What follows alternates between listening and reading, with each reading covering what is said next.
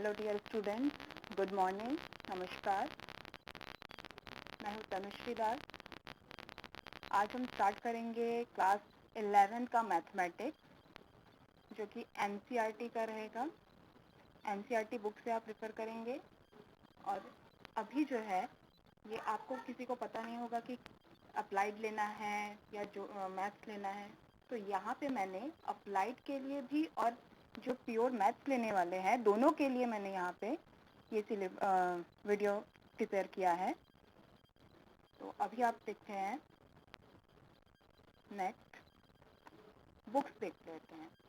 Books में हम NCERT books जो है वही रेफर करेंगे और रेफरेंस बुक में आर.डी. शर्मा यूज़ करेंगे। आपको जो है कॉपी के लिए 2 कॉपीज़ बनानी है, जो थिक रजिस्टर कॉपी। और उसमें फर्स्ट जो रहेगा उसमें आप जो वर्क ये यहाँ पे नोट्स दे रही हूँ उसे आप पॉज करके नोट करेंगे। और सेकंड जो कॉपी रहेगा उसमें आप असाइनमेंट जो मैं दूंगी उसे आप उसमें बनाएंगे। 11th के लिए जो सिलेबस रहेगा और जो बाकी सारे नोट्स रहेंगे वो सीरियल वाइज मैं गूगल क्लासरूम में आपको अवेलेबल करवाऊंगी। अगर आपके पास बुक नहीं है या आपके पास लिंक नहीं है या जो भी प्रॉब्लम है, तो अगर बुक के लिए कुछ प्रॉब्लम है या सिलेबस के लिए प्रॉब्लम है, वो मैं गूगल क्लासरूम में मैं आपको लिंक शेयर करूंगी, उसमें आप ऐड कर लेना। तो उसमें आपको पूरा लाइन बाय लाइन मिल जाएगा। अब देख लेते हैं सिलेबस। मैथमेटिक्स के लिए क्लास 11 के लिए जो यूनिट वाइज है, ये टोटल 6 यूनिट्स है। उसमें फर्स्ट है set and function, second algebra. ये जो सेट एंड फंक्शन है वो 23 मार्क्स का है, जो कि आज हम स्टार्ट करने वाले हैं। तो आपको ज़्यादा इसमें ध्यान देना है क्योंकि ये स्कोरिंग भी है और ये जो है एक फंडामेंटल है, मैथ्स का फंडामेंटल वैल्यू। नेक्स्ट है अलजेब्रा। और थर्ड यूनिट कोऑर्डिनेट ज्योमेट्री जो 10 marks, calculus 5 marks, mathematical reasoning 2 marks, statistic and probability 10 marks. Total जो है आपका 80 मार्क्स का क्वेश्चन पेपर रहेगा। और जो इंटरनल असेसमेंट है वो 20 मार्क्स के रहेंगे। यहाँ मैंने अप्लाइड मैथमेटिक्स के जो स्टूडेंट्स हैं उनके लिए भी बता दिया है कि ये जो सेट है वो बेसिक है, मैथ्स का बेसिक है। तो इसमें जो अप्लाइड मैथ्स भी पढ़ेंगे और जो रियल मैथ्स पढ़ेंगे, मीन्स प्योर मैथ्स, उन दोनों में ये चीज़ जो है कॉमन रहेगा। Set, types of set, Venn diagram etcetera. Now let's start sets. सबसे पहले हम जानते हैं कि हम ये अपने डेली लाइफ में यूज़ करते हैं in our everyday life. Collection means collection of cities, collection in India, collection of rivers in India। तो ये जब भी ये कलेक्शन की बात आती है तो कलेक्शन या फिर ग्रुप हो गया या फिर क्लास हो गया या फिर एग्रीगेट हो गया, ये सब के लिए एक पर्टिकुलर सेंटेंस नहीं था। तो एक पर्टिकुलर एक फाइनाइट वैल्यू बताने के लिए हम यहाँ पे सेट यूज़ करते हैं, जिसका मीनिंग ही होता है, इसका सिनोनिम्स ही है। उसमें रहेगा आपका एग्रीगेट रहेगा, मीन्स कलेक्शन रहेगा। अब ये जो कॉन्सेप्ट है वो मैथ्स का, ये the concept of set serve as a fundamental part of the present day mathematics. Today this concept is being used in almost every branch of mathematics. The study of geometry, sequence, probability, etc. required the knowledge of sets. अब आप बोलेंगे कि geometry में अब तक कहाँ होता था। तो माय डियर स्टूडेंट्स, आपने जब ज्योमेट्री में या फिर ग्राफिकली रिप्रेजेंटेशन में कहीं पे भी आप जब x यूज़ करते थे ना, तो x का जो वैल्यू लेते थे, लाइक नेचुरल नंबर हो गया 1 2 3 4, ये जो कलेक्शन ही होता है वही क्या है, सेट। Is it clear? और अगर आपको नहीं समझ में आया है तो हम आगे और इसे और क्लियरली समझेंगे। तो पहले हम देख लेते हैं इसका एक हिस्ट्री। जो जॉर्ज कैंटर है उन्होंने को डेवलप किया था सेट थ्योरी को। Now let's start. Definition of set. A set is well-defined collection of objects. Note, well-defined collection means set should not change from person to person. मतलब ये जो सेट रहेगा वो ऐसे डिफाइन रहेगा कि उसमें कलेक्शन की बात कर रहे हैं वो वेल डिफाइन हो, जिसमें उसका meaning person to person change ना हो. जैसे मैं अगर कुछ बोलती हूँ, मेरे लिए वो चीज़ अलग रहेगा और आपके लिए वो चीज़ अलग रहेगा. ये मैं आपको एग्जांपल के थ्रू और क्लियरली समझाऊंगी. फर्स्ट एक एग्जांपल लेते हैं जिसमें आपको पता चलेगा कि क्या सेट होता है. For example the vowel in the English alphabet, namely AEIOU. ये सबको पता है, ये अल्फ़ाबेट जो है AEIOU ही होता है. तो ये डिफाइन है पहले से, ये वेल डिफाइंड कलेक्शन है, तो ये होगा is a set. Next example, the collection of 5 colours. चलो, कलेक्शन ऑफ 5 कलर्स है, तो उसमें सपोज फर्स्ट मैंने राधा से पूछा कि Radha make collection of 5 colours. So she said pink, yellow, red, blue, green. And second, Rani said purple, black, white, golden, silver. अब जब हम इसे, ये क्या है, ये राधा के लिए 5 कलर्स का कॉम्बिनेशन कलेक्शन डिफरेंट है, रानी के लिए डिफरेंट है. तो ये क्या है, वेल डिफाइंड नहीं है. तो जब ऐसे डिफरेंट डिफरेंट रहते हैं तो it is not a set होगा.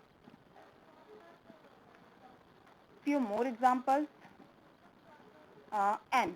N denotes the set of all natural number. Natural number आपको पता है, which starts from 1, 2, 3, 4 up to infinitive. Z.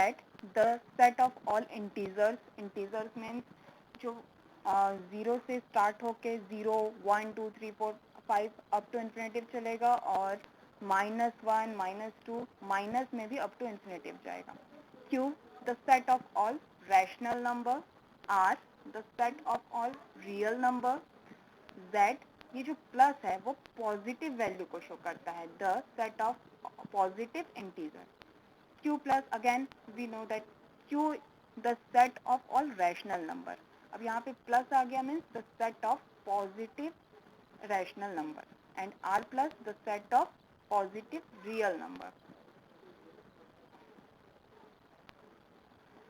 Some note, ये जो ऑब्जेक्ट, एलिमेंट, मेंबर्स, ये सब सेट के लिए,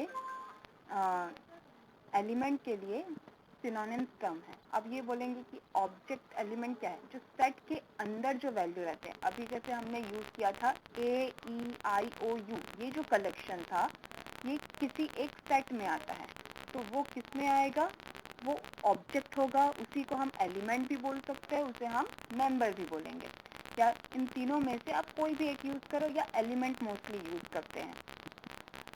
the sets are usually denoted by capital letter. कोई भी आप कैपिटल लेटर में ABC कैपिटल लेटर में लिख के आप सेट को रिप्रेजेंट करोगे.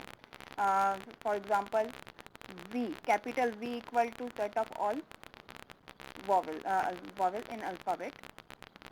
तो यहाँ पे V जो होगा वो क्या शो करेगा, सेट को शो करेगा, जो कि कैपिटल लेटर में होगा.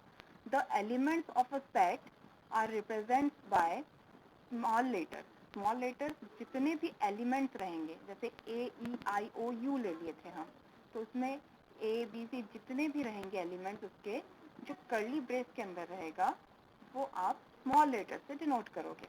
और एक इम्पॉर्टेंट चीज़, अब इसको रीड कैसे करते हैं. If A is an element of a set A, we says that A belongs to A. हम नहीं बोलेंगे कि A जो है इसके अंदर है, ऐसा नहीं. If set A में कोई एलिमेंट है A, then we say A belongs to A. और इसके लिए हम एक ग्रीक सिंबल एप्सिलॉन यूज करते हैं. एप्सिलॉन, ये epsilon is use to denote the phrase belongs to. Thus we write A is belongs to capital A. If B is not an element of a set A, we write B epsilon देंगे और उसमें cut करेंगे, तो ये होगा, और इसे हम रीड करेंगे B does not belongs to A. Thus in the set V of vowels in the English alphabet. A है उसमें vowel में, तो A is element of और A is belongs to V, but अब अगर हम B ले लेते हैं तो उसको क्या लिखेंगे? B तो A E I O U में नहीं आता है, तो एप्सिलॉन को ये कट करेंगे, बट इसको रीड कैसे करना है? Does not belongs to V. Now जो सेट है उसको रिप्रेजेंट करने का दो मेथड है. यहाँ पे और एक मेथड है, उसको हम बाद में देखेंगे वेन डायग्राम से. Now representing of set there are two method, roster और टेबुलर फॉर्म. रोस्टर फॉर्म भी बोलते हैं, उसी को टेबुलर फॉर्म भी बोलते हैं. Correct. And second set builder form. First of all हम देखेंगे रोस्टर और tabular form. Now what is roster और tabular form? In roster form, all the elements of a set are listed. The elements are being separated by commas and enclosed with the brace. ये curly brace जो second bracket बोलते हैं ना, curly brace, वो use करेंगे. For example, the set of odd natural number less than 10. Natural number means which starts from 1 and less than 10 means जो 10 से छोटा रहेगा. 1 से स्टार्ट करके और 10 से छोटा हो. वैसे ऑड नंबर क्या क्या है? तो वो ऑड नंबर है 1, 3, 5, 7, 9. अब इसे हम कैसे रिप्रेजेंट करेंगे? तो फर्स्ट हम यूज करेंगे इसके लिए ब्रेस. तो ब्रेस में आप जितने भी एलिमेंट्स है उसे आप लिखेंगे, वो ब्रेस के अंदर रहेंगे. और सब एलिमेंट्स को सेपरेट करने के लिए हम क्या यूज करेंगे? कॉमा सिंबल यूज करेंगे. Okay. Second thing, the set of all vowels. The second example in the English alphabet is we using bracket, curly brace, and write A, E, I, O, U and separate with comma. Now, some note. All the elements are taken as distinct. मतलब सारे जितने भी elements रहेंगे वो repeat नहीं होंगे. For example, जैसे कि हमने एक वर्ड लिया है कूल, SCHOOL. जब हमको स्कूल का सेट बनाना है तो हम उसको कैसे बनाएंगे? First SCH. अब यहाँ पे देखो O जो है वो कितने टाइम्स आ रहा है? 2 टाइम्स आ रहा है. बट यहाँ पे जो एलिमेंट्स रहेंगे वो हमेशा डिस्टिंक्ट रहते हैं. तो डिफरेंट रहने के लिए हम इसको कितने बार यूज करेंगे? O एक ही बार रहेगा एलिमेंट में.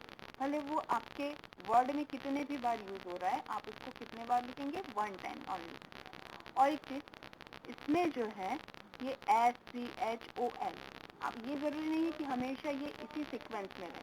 आप इसे सिलेबस में कहीं पे भी आगे पीछे या जैसे भी अरेंज करना है वैसे अरेंज कर सकते हैं. ऑर्डर इसके लिए इम्पोर्टेंट नहीं है. हाँ, बट ये चीज़ इम्पोर्टेंट है कि यहाँ पे जो है वो वैल्यू रिपीट नहीं होना चाहिए. और एक चीज़ मैंने अभी कहा था कि एलिमेंट्स जो है वो स्मॉल लेटर में होना चाहिए, बट यहाँ पे हमने कैपिटल लेटर यूज किया है ना. आपका ये क्वेश्चन होगा. अब देखिए जो आपके पास क्वेश्चन गिवन है उसमें आप कुछ चेंजेस नहीं कर सकते. ये अगर कैपिटल लेटर में है तो आपको इसके एलिमेंट्स को कैपिटल लेटर में ही लेना होगा. अदरवाइज दूसरे फॉर्म में आप इसमें स्मॉल लेटर यूज करेंगे. Okay. Next, set builder form. In set builder form, all the elements of a set possess a single common property which is not possessed by any element outside the set. इसमें जितने भी element रहेंगे या जितने भी हमें set बनाएंगे उसमें सब में एक कॉमन प्रॉपर्टी रहेगा. For example in the set AEIOU, all the elements possess a common property. Namely, क्या common property है? Each of them is a vowel in English alphabet and no other letter possesses this property. और कोई है? नहीं, बस 5 ही है.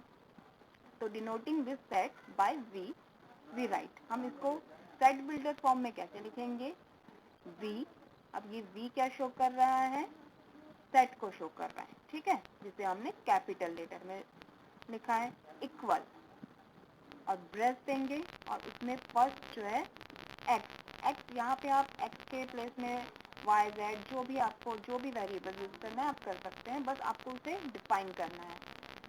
Such that x is a vowel in English alphabet. अब इसमें ये तो हमने लिखा है, अब इसको रीड करने का मेथड देखेंगे। तो हाउ टू रीड,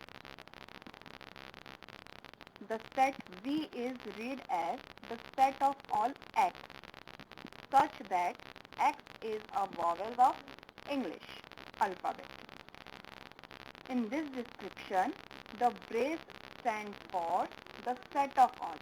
brace को हम क्या रीड करेंगे, the set of all. ये V equal bracket X comma colon ऐसा नहीं रीड करना है। आपको कैसे रीड करना है, V is the set of all X, colon को आप रीड करेंगे such that, तो such that X is a vowel in English alphabet. ये किसको रिप्रेजेंट करेगा, एलिमेंट्स को रिप्रेजेंट करेगा। ये सेट बिल्डर फॉर्म में, वो बन कैसे रहा है उस फॉर्म में आप ऐसे शो करेंगे। हाँ, तो और एक बार मैं इसको बोल रही हूँ, क्या होगा ये V, जो ये सेट को डिफाइन कर रहे हैं हम लोग, सेट का नेम है जो हमेशा कैपिटल लेटर में रहेगा। V इक्वल बोलने की जरूरत नहीं है आपको, बट इक्वल जो है वो सिंबल देना है आपको रिप्रेजेंट करने के लिए। ब्रेस यूज किए, उसे हम क्या रीड करेंगे, the set of all, V is the set of all X, X बोले, such that X is a vowel in English alphabet.